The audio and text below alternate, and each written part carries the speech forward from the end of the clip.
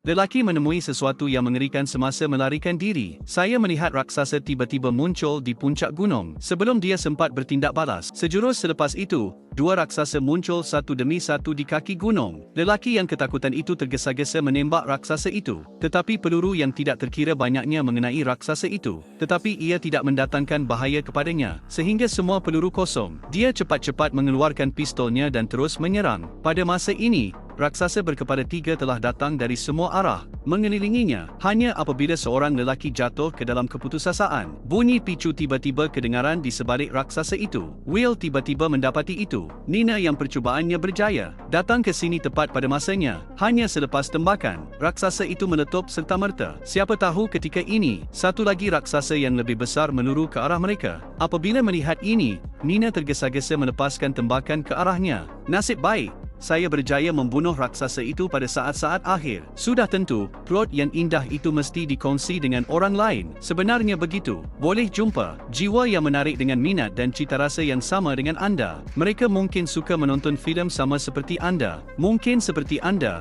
juga suka muzik dan memelihara haiwan peliharaan. Perjalanan sukan jadi akan berdasarkan ujian personaliti dan tag minat. Bantu anda mencari orang yang sepadan dengan jiwa anda. Tag minat lebih terperinci, lebih mudah untuk mencari orang yang memahami anda. Ingin bertemu dengan jiwa yang menarik? Cari sahaja. Pemandangan di depan mata saya. Will tiba-tiba berasa lebih teruja berbanding sebelum ini. Namun, apabila kedua-duanya menemui mayat raksasa itu, tetapi saya mendapati bahawa ia penuh dengan bahagian mekanikal ketepatan. Ternyata raksasa yang mereka takuti selama ini, ternyata ia adalah sejenis robot yang jauh melebihi teknologi bumi. Tidak hairanlah mereka tidak tidur dan tidak makan. Ia juga ditetapkan tidak lebih tinggi daripada 8,000 kaki di atas bumi. Arahan, walaupun mereka samar-samar meneka sesuatu, tetapi mereka berdua kembali ke puncak gunung dahulu, tempat berkumpul. Kemudian Nina menaikkan bendera Lanon untuk mewakili serangan balas. Orang lain yang melihat adegan ini, mereka semua menggantung bendera ini mewakili harapan.